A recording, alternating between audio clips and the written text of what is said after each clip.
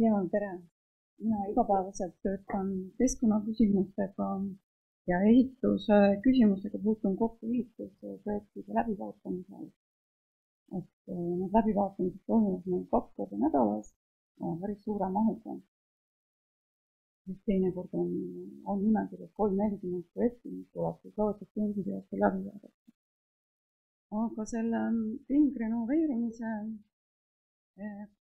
projekti kohta ma tahaks öelda, et meil oli väga tore koostöö erinevate osapooltega. Meil oli Tehnikaülikool, Säästrenoveerimise Keskus ja ka oma linnavalitsuse erinevate osakondade vahel, mis tavaliselt kipub ikkagi nii olema, et see erivaldkondade üksused töötavad nagu eraldi ruumides, aga siin me saime siis ikkagi kokku. Võib-olla vaataks üle kohaliku omavalitsuse rolli, natukene peatuks õigusaktidel, räägin ehitusjäätmetest Tartus ja väljakutsetest ja meie tegevustest, milles me oleme kokku leppinud. Et Köörel rääkis tegelikult väga palju sellise mõtteid, millest ma üldse räägin. Aga vaatame. Et võib-olla kohaliku omavalitsuse rollist, et omavalitsuse väga suur roll on ehitusdokumentatsiooni menetlemine, kõik ehitusload, kasutusload, lammutusprojektid, lammutusteatised, et tegelikult kõiki neid menetleb omavalitsus. Tartus 2023. aastal meil oli üle 2300 sellise iseseisva menetluse ja see on kindlasti koht, kus on võimalik seda ringset ehitamist mõjutada, uurida, kaardistada, nagu panustada. Siis on kohalik omavalitsus on ise kinnisvara omanik ja ehitab, renoveerib, lammutab. Nii et kõik need küsimused, kas ehitada, kuidas ehitada või millest ehitada ja kuidas neid hooneid hallata ja kui läheb lammutamiseks, siis kuidas lammutada ja mis lammutusjääkidega teha, et need on tegelikult kõik ka nagu omavalitsusel lahendada, täpselt samuti nagu arendajatel või teistel kinnisvara omanikel. 2023. aastal oli Tartu linnal üle 50 riigihangete registris ehituse teemalisi ja ütleme, et see on kindlasti jälle üks koht, kus seda valdkonda mõjutada, oma panust anda. Ja omavalitsus siis kolmas võtmeroll on jäätmekäitluse korraldaja. Jäätmekava, jäätmehalduse eeskirja kehtestamine on omavalitsuse väga oluline ülesanne. Omavalitsus korraldab liigiti kogumist ja haldab jäätmejaamasid ja teeb ka järelevalvet jäätmehalduse nõuete täitmise üle. Et kui nagu omavalitsuse puhul tegelikult hästi oluline on, kui me jõuame praktilisse nagu mingite asjade elluviimisena, alati on küsimus selles, et mida õigusaktid ütlevad ja nagu juristid ütlevad, nõuda me saame teistelt seda, mida seadusega meil on lubatud nõuda. Nii et alati omavalitsus vaatab väga täpselt, mis on seaduses, mis on õigusaktides ja täna, nagu siin juba on räägitud, jäätmeseadus sätestab ehitusjäätmete taaskasutuse määra, et see on vähemalt 70%. Selle täitmisega tegelikult Eestil ei ole probleemi. Siis on öeldud jäätmeseaduses, et see on suhteliselt uus punkt 2021. aastast, et ehituselt lammutamisel tuleb võimalikult palju materjale koguda ja korduskasutusse või ringlusse võttu suunata. Ja selle üle järelevalve kohustus on omavalitsusel. Ja selle 2021. aasta jäätmeseaduse muudatusega, mis mulle ka meeldis, hakati rääkima uuesti ehituslammutusjäätmetest, et sinna kasutati kogu aeg terminit ehituslammutusprahv, aga siis nagu väärindati seda seda jäätmevoogu, nii et see oli minu arust nagu hästi tore. Ja riigi jäätmekava tegelikult toob siis sisse uued eesmärgid, et need ei ole jõudnud veel seadusesse, arusaadav, väga värske dokument, aga et kuigi on ette näha ehituse sellist kasvu, kuna tuleb renoveerida väga palju hooneid, aga eesmärk on siiski ehitus-lammutusjäätmete tekke osakaalu vähendada läbi valikulise lammutamise. Siis on teine minu arust väga tore ja nagu hea eesmärk, et ringlussevõtule eraldi sihtarv aastaks 2028 ringlussevõttu suurendada 40%-ni, et me ei jääks istuma selle tagasitäitmise juurde. Ja siis oli taristu ehituses eraldi eesmärk, et 5% hakata kasutama ringlusse võetud materjale, näiteks ehitus-lammutusjäätmeid või põlevkivitööstuse jäätmeid. Siis oli eelmises ettekandes palju juttu jäätmehoolduse-eeskirjadest. Ma siis ei hakka nendest nagu üle rääkima, mina võtsin lihtsalt 5 linnalist omavalitsust ja vaatasin, kuidas teised suuremad linnad on korraldanud. 2 linnas, näiteks Pärnus ja Viljandis oli ka, et ehitusjäätmete riigiti kogumise kohustus on siis, kui on üle 10 kuupmeetri jäätmeid, tekib objektil. Narvas näiteks on niimoodi, et ehitusjäätmed tuleb küll koguda liigiti, aga samas, kui ei ole ruumi või majanduslikult ei ole see mõttekas, et siis võib tegelikult anda ehitusjäätmed lihtsalt käitlejale üle, ilma liigiti kogumata. Tallinn on kindlasti kõige kaugemale läinud, et seal on siis, et ehitusprojekt peaks sisaldama ehitusaegset jäätmekäitlust või kui see ei sisalda, siis peaks olema ehitusobjekti jäätmekava. Ja et see ehitusjäätmete sortimata üleandmine on pigem erand. Ja Tartu kehtivas jäätmehoolduse eeskirjas on siis ka nõue, et ehitusjäätmed tuleb koguda liigiti, kogu see piirkonda, kogu see erisust meil ei ole. Ja dokumendid, mis näitavad jäätmekäitlust, et need tuleb säilitada kasutusloa saamiseni või 2 aastat, 2 aasta jooksul säilitada.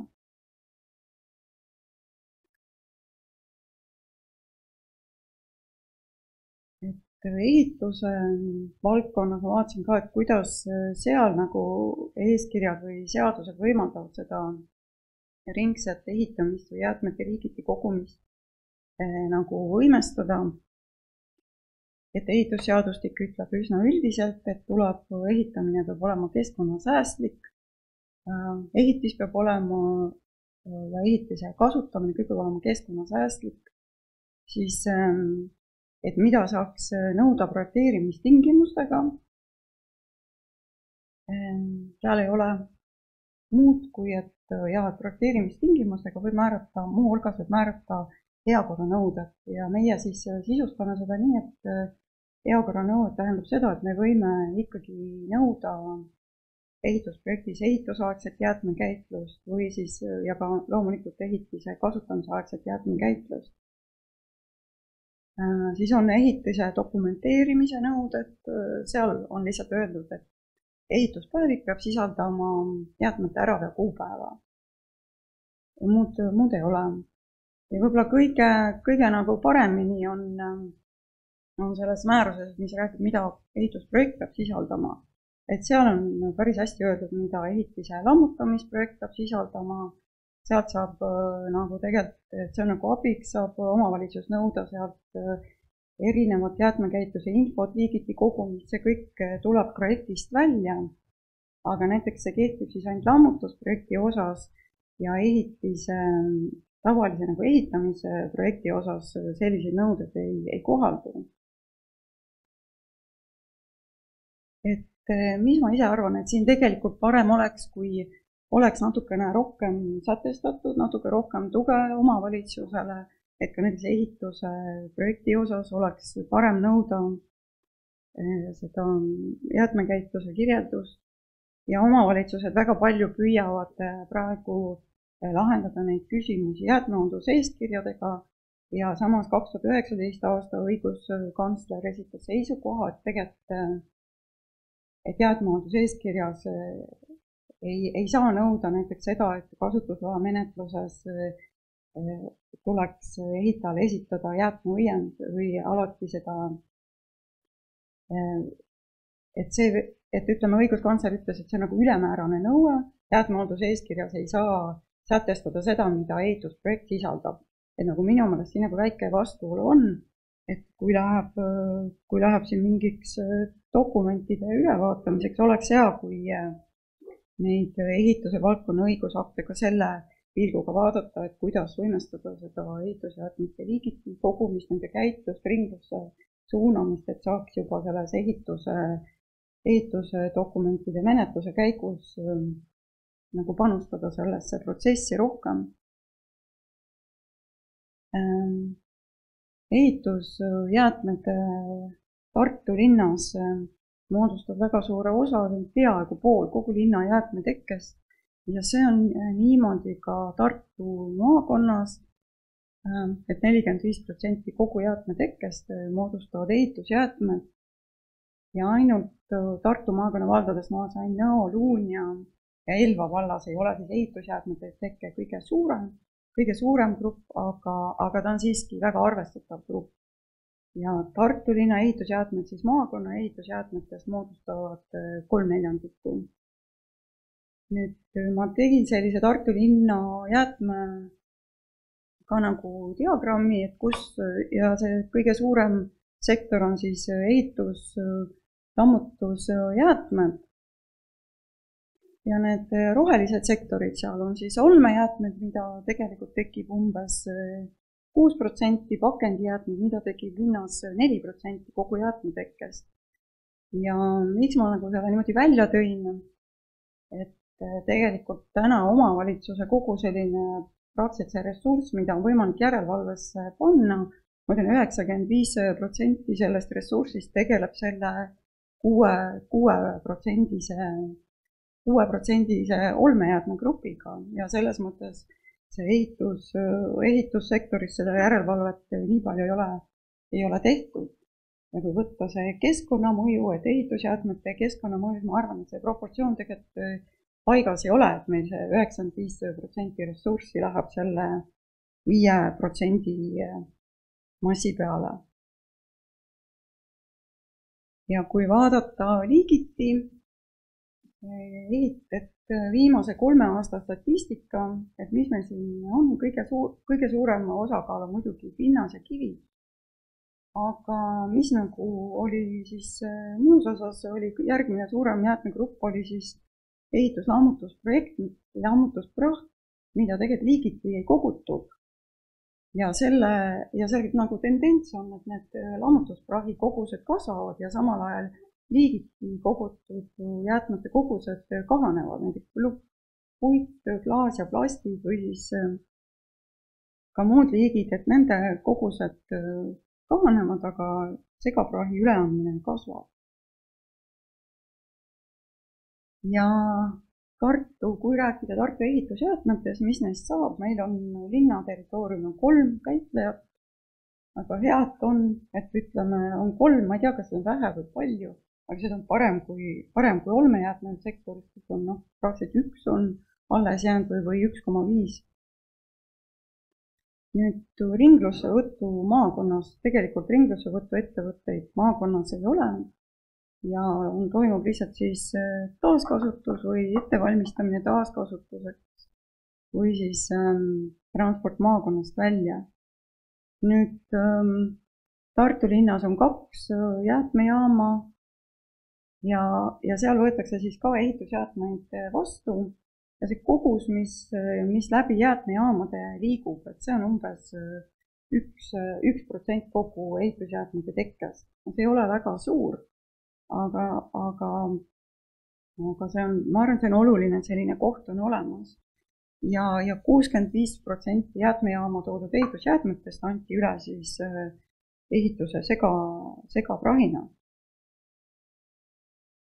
Nüüd, kui me seda projekti siin ellu viisime oma meeskonnaga ja koostöös teiste heade partneritega, siis me ka kaardistasime või arutlesime eri osapooltega, millised on need väljakutsed või tõrked ringlusse võtul ja millised on need probleemid. Ja võib-olla üks, mis mul nagu endal, kui me selle projekti alguses hakkasime tutvuma kõigi materjalidega, mis silma jäi, hästi palju on uuringuid, hästi põnevaid uuringuid, huvitavaid lahendusi, strateegiaid. Ja kuidagi teadlastel on nagu nii kaugele ära arendatud seda. Ja samal ajal kuidagi kõik on selline projektipõhine. Väga palju tehakse põnevate projektide raames ja siis lõpeb projekt, aga nagu päris ellu jõuab võib-olla nagu vähem. Et sellised igapäevatoimingutes igapäeva ellu ei jõua see projekti ideed jäävad nagu võib-olla see killustatus.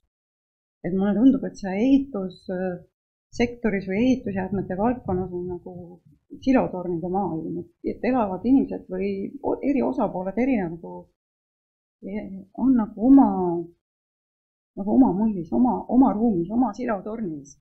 Et ehitajad on kuskil seal nemad ehitavad, neil töö käib. Nad tegelikult ei taha väga, et neisse sekkutakse, nad isegi ei taha seda infot anda. Ei, meil tegelikult taaskasutus käib, müüvad seal natuke osta.ee-s ja siis, aga siis on ka kohe tekib see küsimus, äkki Maksuamet tuleb ja küsib midagi. Parem, eks hoiame oma ette, et teadlastel on nagu oma selline vaade ja omavalitsused ja võib-olla riigiametid vaatavad ka, et väga suurt nagu kisa ei ole, et sihtarv on otseselt täidetud, kaebusi tegelikult ei ole. Et mulle tundub, et siin on sellist, näiteks olmejäätmete valdkonnas mulle ei tundu, et selline asi on. Seal on kõik osapooled kuidagi rohkem ühes inforuumis, aga siin mulle tundub, et on projektipõhisus ja killustatus on kuidagi iseloomulik. Siis väljakutseks kindlasti on selle valdkonna edendamise teadlikkus ja võib-olla oskusteave, et kui me tahame keskkonnasõbralikult või kuidagi ringselt ehitada, lammutada, siis see nõuab nagu rohkem võib-olla selliseid kompetentse või rohkem nagu panustamist. Ja on seal väga palju küsimusi, et kuidas seda valikulist lammutamist ikkagi teha, kas on kellegi tellida lammutamiseelset auditit või kuidas me saame välja jäätmerežiimist ja kuidas me oleme ikkagi kindlad, et see korduskasutatud materjal, et see nüüd vastab kõikidele nõuetele. Seal on seda oskusteavet ja selliseid lihtsaid, häid praktilisi juhiseid on vaja ja on puudus minu meelest nende järgi. Et kui mingi asi on hankespetsialisti laual, ta hakkab seda ehitama, siis ta tegelikult, tal oleks vaja siis kas selliseid juhiseid, et kuidas teha ehitamise keskkonnahoidlikud riigihangete kriteeriumid või kuidas seda valdkonda edendada ja selliste juhiste järgi minu meelest on puudus. Nüüd ma tõin ühe nagu väljakutsena tõin ka välja ikkagi ehitusjäätmete liigiti kogumise, et see on jätkuvalt väljakutse. Et siin ülemisel pildil on üks ehituse segaprahi hunnik, see on lahtine hunnik, et kui sellest vihm üle käib, ma arvan, sealt ei ole midagi võimalik enam ringlusse võtta. Ja teine hunnik on jälle selline omamoodi tüüpiline, et siin on kõik ära purustatud, et kui omavalitsus näiteks või ka Keskkonnaamet väga palju on teinud ju järelevalvet objektile läheb, siis tegelikult juba vaatab vastu selline pilt, et kõik on ära purustatud, nagu tööd käivad hästi kiiresti, et sellist objektipõhist järelevalvet on võib-olla suhteliselt keeruline ka teha. Ja sellepärast peakski see järelevalve olema kuidagi seotud juba ehitusdokumentatsiooni menetlusega. Et mitte niivõrd, et sa käid seda 2000 objekti külastamas. Riikliku järelevalve osas ka eelkõneleja ütles, eks ju, et see järelevalve on väljakutseks. Ma arvan, et see järelevalve roll on hästi oluline, eriti sellisel juhul, kui see teadlikkus ei ole kõige parem ja ka majanduslikud aspektid ei soosi alati seda liigiti kogumist või ringlusse võttu. Et siis on seda olulisem on see nagu järelevalve. Aga sellest järelevalvest sai ennem ka juttu, et noh, et see on nagu väljakutseks, et seda teha nagu suuremas ulatuses. Ja majanduslikest aspektidest ma arvan, mingite majanduslike stiimulite loomine, et ringset ehitamist, lammutamist edendada, et see oleks oluline. Et ma saan aru, Rootsis on ehitamisel pangalaenu intress sõltub sellest, et kuidas sa ehitad, et see kindlasti paneb nagu mõtlema või edendaks seda valdkonda. Ja nüüd ütleme nendest tegevustest, mida me Tartus oleme mõelnud ja tahame ette võtta. Ja et üks on kindlasti siis, kuna riigi jäätmekava tuli välja, kõik omavalitsustel on tegelikult ülesanne aasta jooksul uuendada oma jäätmekavad, et sellega hakkame tegelema kindlasti ja Tartumaa omavalitsused koos praegu koostavad ringmajanduse teekaarti ja seal on ehitussektor ja ehitusjäätmete valdkond ka üheks nagu võtmevaldkonnaks. Jäätmehalduse eeskirja kohta tahaks seda öelda, et kui me selle projektiga alustasime, siis oli meie jäätmehalduse eeskiri mõnevõrra teine, aga meil oli siis selline säte, et ehitusjäätmed tuleb koguda liigiti, aga kui see pole majanduslikult otstarbekas, et siis võib need anda sorteerimiseks üle jäätmekäitlejale. Ja siis meil oli mõte, et kui projekt lõpeb, et siis me vaatame oma jäätmehalduse eeskirja sätted üle, aga tegelikult me nii kaua ei kannatanud oodata, et see tundus ikkagi suhteliselt vale. Et me kuskil poole projekti pealt oma jäätmehalduse eeskirja muutsime ära, nii et see liigiti kogumise nõue ehitusjäätmete puhul on nagu lihtsalt ühene kohustus. Siis me tahaksime järelevalvesse panustada siiski, et see saaks nagu mingiks rutiiniks, et osaliselt seda järelevalvet siduda siis ehitusdokumentatsiooni menetlusega ja osaliselt objektide külastusega ja võib-olla, et see oleks ikkagi sellise regulaarse, noh, et ta oleks nagu regulaarne. Et võib-olla teda ei ole nii väga palju, aga ta oleks pidev ja süsteemne.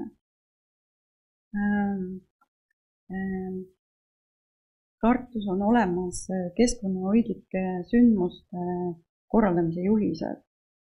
Ja me oleme alustanud sellise protsessiga, et ka ehitamise puhul teha sellised juhised, et keskkonnahoidlike ehitamise juhised. Et konsultandiga on meil kokku läbitud jällegi tegu ühe projekti raames toimuva tegevusega. Ja me loodame, et sellest võiks ka olla abi või kasu. Kindlasti me tahame jätkata ehitusmaterjalide ringmajanduspangaga, et sellest räägitakse siin pärastlõunal veel rohkem. Ja jäätmejaamades või siis ka ringmajandusjaamades kindlasti jätkata ehitusjäätmete vastuvõttu, me tahame selle hinnakujundust muuta või sättida nii, et liigiti kogutud ehitusjäätmete üleandmine oleks kliendile soodsam. Ja näiteks täna meil jäätmejaamades on ringmajandustoad, inimesed saavad sealt kaasa võtta sobivat mööblit või midagi sellist kasutuskõlblikku, et me tahaks seda laiendada ka ehitusmaterjalidele, et meil oleks vähemalt ühes jäätmejaamas inimestel võimalik ka ehitusmaterjalide puhul, et enne kui nendest saavad siis ehitusjäätmed, et nad saaksid sealt ka ehitusmaterjale kaasa võtta. Siis me oleme arutlenud arhitektuuri osakonnaga, et mida me saaksime teha ehituslubade menetlemise protsessis. Ja me oleme siis jõudnud sinnani, et kindlasti saab nõuda ehitusprojektis ehitusaegse jäätmekäitluse kirjeldust. Ja see on tegelikult oluline, et võib-olla see liigiti kogumine mõnes kohas on väljakutseks, kus on vähe ruumi ja ehitamise ajal, ütleme, see ehitusjäätmed tekivad eri etappides. Eks katuse panemisel tekib ühte liiki jäätmeid ja kui on kaabeldustööd, et siis on teistlikke jäätmed ja kõik nagu ennem korralikult läbi mõelda, siis kindlasti saab parema tulemuse. Ja taaskasutatud materjalide kasutamise